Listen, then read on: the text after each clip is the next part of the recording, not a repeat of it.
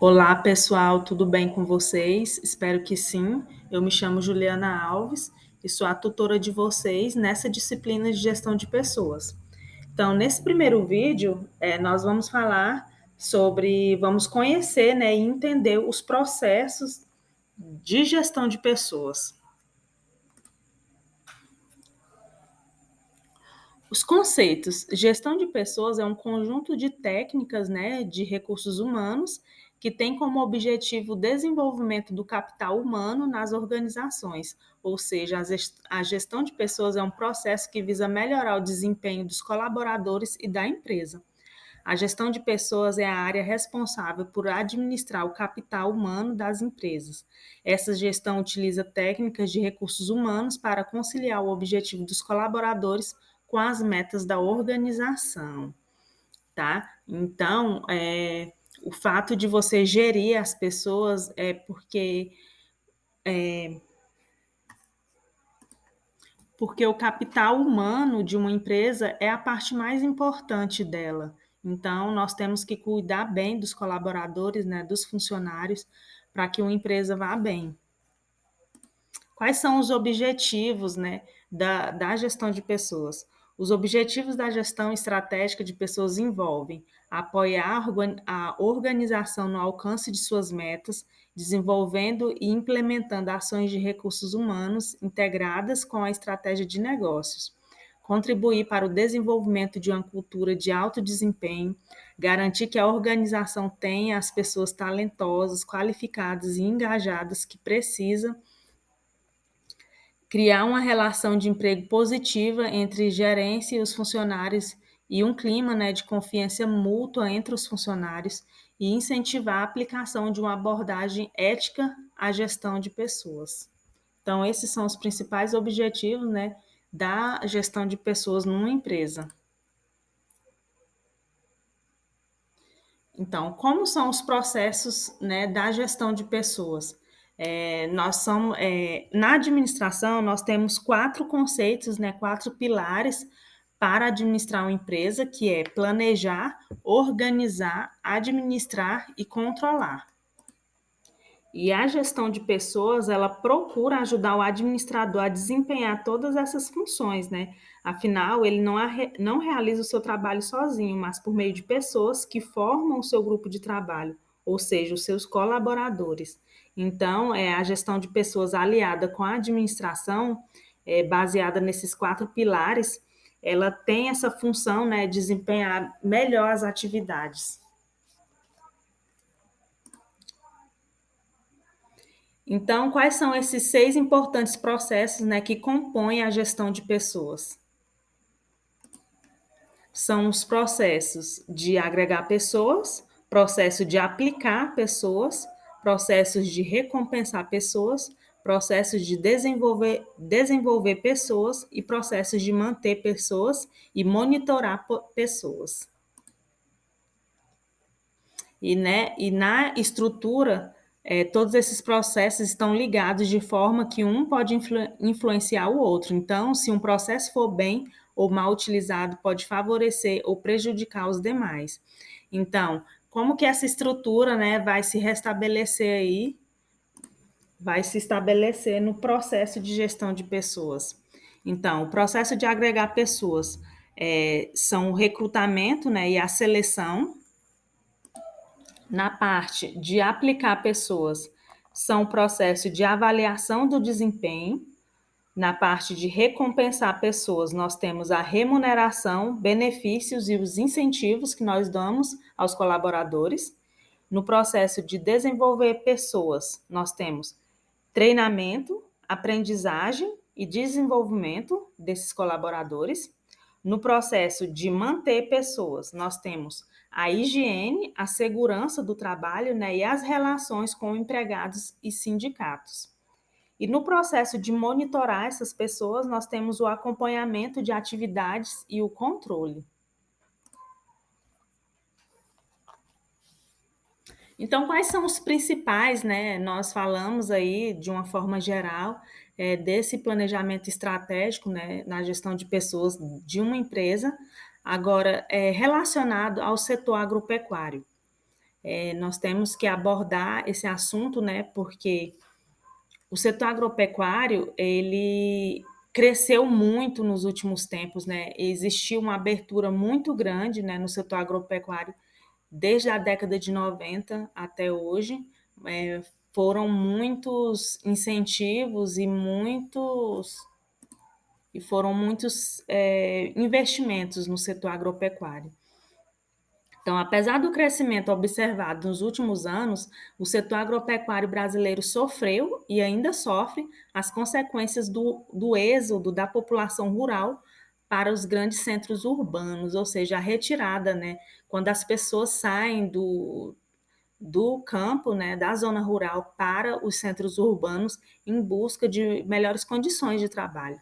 Da mesma forma, fatores como a falta de gerenciamento em negócios familiares e o despreparo em relação à chegada da tecnologia também não contam a favor dos empreendimentos rurais.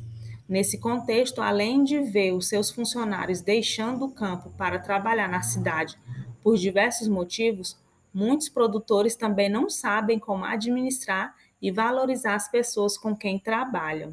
E isso trouxe uma rotatividade profissional muito grande para esses empreendimentos. Ao mesmo tempo, resultou na escassez de mão de obra e qualificada no agro.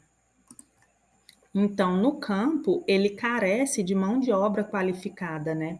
Tanto na liderança ali no setor administrativo, quando nós temos ali pequenas empresas, muitas vezes as pessoas, geralmente são os proprietários, geralmente essas pessoas não têm a ciência, né, da estrutura, é, da estratégia de gestão de pessoas, né? Por exemplo, na hora do recrutamento, às vezes vai uma pessoa pedir emprego, então o proprietário faz uma breve avaliação daquele funcionário para ver se ele se encaixa ali, então, e isso é o suficiente. Então, assim, é carecido de mão de obra qualificada no campo, né? Outra questão que influencia, né, e existe essa carência no meio rural, é a questão do controle, né, de pessoas, porque muitos produtores ainda não desenvolvem uma ação efetiva de prevenção de danos à saúde de seus colaboradores. E quando desenvolvem, são os próprios funcionários que não têm a conscientização dos riscos. Com isso, evitam usar os equipamentos de segurança, dando a desculpa de serem desconfortáveis. Às vezes, o produtor entrega todo o equipamento de proteção e o tão conhecido equipamento EPI, né? O funcionário chega a assinar um termo de recebimento, mas mesmo assim não faz uso.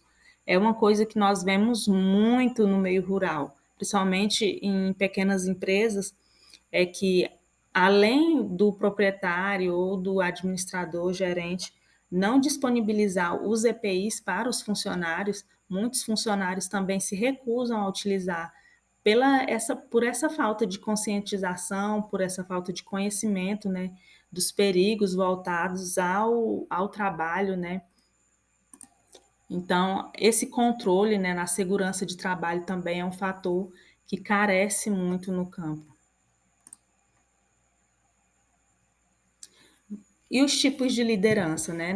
Os tempos podem ter mudado, mas nossa maneira de trabalhar não. A capacidade de fazer apresentações atraentes em qualquer lugar, de qualquer dispositivo,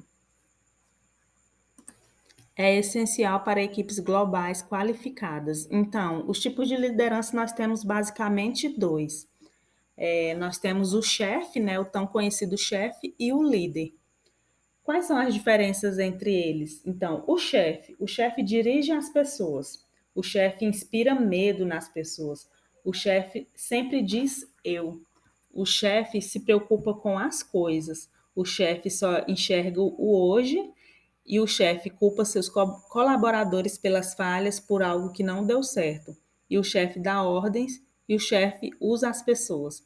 E qual a diferença dele para o líder? O líder aconselha, ele gera entusiasmo e motivação, o líder diz nós e trabalha em equipe, o líder se preocupa com as pessoas e com seus colaboradores, O líder pensa e se preocupa sempre com o futuro. O líder ajuda a corrigir as falhas e o líder desenvolve e ajuda as pessoas a crescerem. Então, é muito difícil você achar um líder nato, né? No meio rural, então, é bem difícil mesmo. Então, assim, é, é importante, né, que tenhamos numa empresa sempre um líder, né, para liderar as pessoas, né, os colaboradores da empresa e para motivá-los, né? Então, o líder tem essa perspectiva e o líder tem essa importância na empresa. Clima organizacional. O que é o clima organizacional e as suas consequências? O clima organizacional é basicamente a junção, né, de sentimentos e opiniões dos profissionais sobre o local de trabalho. Com base nesses sentimentos, as pessoas no ambiente de trabalho vão reagir de uma determinada maneira às ações e demandas do dia a dia que acabam tendo um impacto positivo ou negativo na produtividade da empresa. O que isso significa? É muito importante, né, que uma empresa ela tenha um clima bom para os funcionários, né? Tem uma relação ali de empregado e empregador, uma relação respeitosa, né, e de diálogo. É muito importante que os funcionários, né, e o líder também, o empregador, ele tenha esse diálogo com os funcionários, né, para poder sanar as dificuldades que os funcionários estão tendo. Então, fazer pesquisas de satisfação é muito importante na empresa, para que o funcionário ele perceba, né, e se sinta valorizado na empresa, né, que a empresa tenha interesse, né, na satisfação do funcionário ali. Então, isso aí é muito importante para o bom andamento da empresa. Então, quando existe motivação alta entre as pessoas, o clima motivacional se eleva e se traduz em relações de satisfação, de animação, de interesse, de colaboração e etc. Porém, quando há baixa motivação, o clima organizacional tende a diminuir, causando um estado de depressão, desinteresse, insatisfação e etc., podendo, em casos extremos, chegar a situações de agressividade. Então, é por isso que é muito importante, né, o líder, o proprietário ou o gerente ter esse cuidado, né, e essa empatia com o funcionário e fazer essas pesquisas de satisfação. É importante ter esse tipo de cuidado e interesse pelo funcionário. Então, quais são as concepções, né, do planejamento estratégico?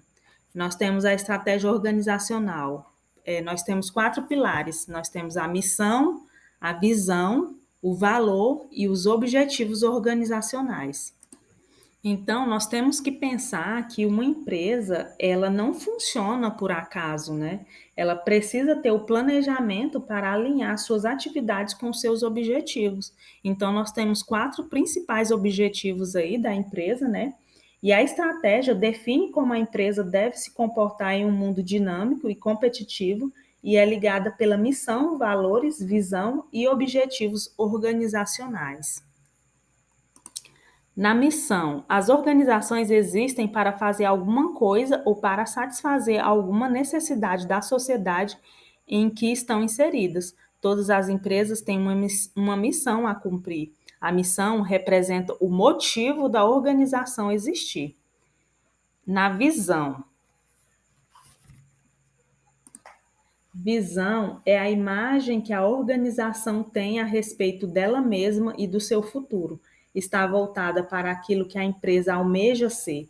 A visão representa o desejo que se pretende transformar em realidade, a imagem que as pessoas que trabalham na organização gostariam que ela realmente tivesse. Vamos dar um exemplo. Ser a melhor propriedade rural da região na produção de leite com a melhor qualidade. Isso é uma visão que uma empresa tem. Os valores significam o que é importante para a organização, aquilo que ela espera que se deva ou não fazer. Os valores organizacionais podem ser definidos como princípios que guiam a vida da empresa, tendo o papel tanto de atender aos seus objetivos, quanto de atender às necessidades de todos aqueles à sua volta. Então, esses são os valores organizacionais.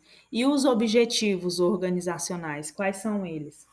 São os resultados que se busca alcançar em determinado período. A visão organizacional proporciona o foco no futuro e oferece as bases para a definição dos objetivos organizacionais a serem alcançados.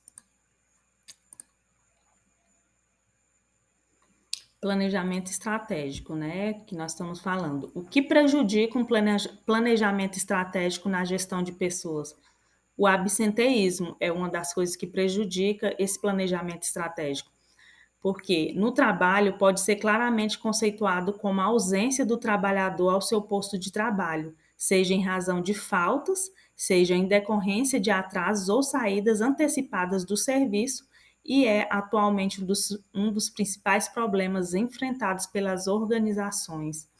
Ou seja, a falta, né, quando você tem a falta do funcionário na empresa, isso causa um grande prejuízo na empresa, porque o funcionário ele ganha por hora trabalhada. Então, se ele não está produzindo ali, isso significa que a empresa está em falta. Então, você ter um absenteísmo muito grande na empresa é, um, é uma questão grave que prejudica, né, no planejamento estratégico da gestão de pessoas. Outra questão também é sobre a rotatividade de pessoal, que também é chamado de turnover, que é o resultado da saída de alguns colaboradores e entrada de outros para substituí-los. E nós temos, né, dois tipos de desligamentos, né, que fazem essa rotatividade. Nós temos o desligamento por iniciativa, né, do colaborador, quando ele pede demissão, e o desligamento por iniciativa da organização. No desligamento por iniciativa do colaborador, significa ele ocorre quando o colaborador decide, por razões pessoais ou profissionais, encerrar sua relação de trabalho com o empregador. Pode ser pelo fato de seu nível de insatisfação com o trabalho estar alto ou pelo fato de ter achado outra oportunidade de trabalho melhor. E nós temos também o desligamento por iniciativa da organização, que ocorre quando a empresa decide desligar o colaborador, né? Seja para substituí-lo por outro mais adequado ao trabalho ou para diminuir a quantidade de pessoas na organização, reduzindo custos na folha de pagamento. Então, nós temos aí dois principais quesitos, né, que prejudica o planejamento estratégico na gestão de pessoas. Então, combater a rotatividade de pessoal, né? A gente combate como? Quando geralmente os funcionários estão se sentindo satisfeitos, né, com o trabalho, estão sendo bem remunerados, né, no trabalho, e também o absenteísmo, controlar as pessoas, né, controlar as faltas e atrasos também. Então, pessoal, esse foi o vídeo, tá? Dessa primeira parte de gestão de pessoas. Nós ficamos por aqui e até o próximo vídeo. Obrigada e até mais.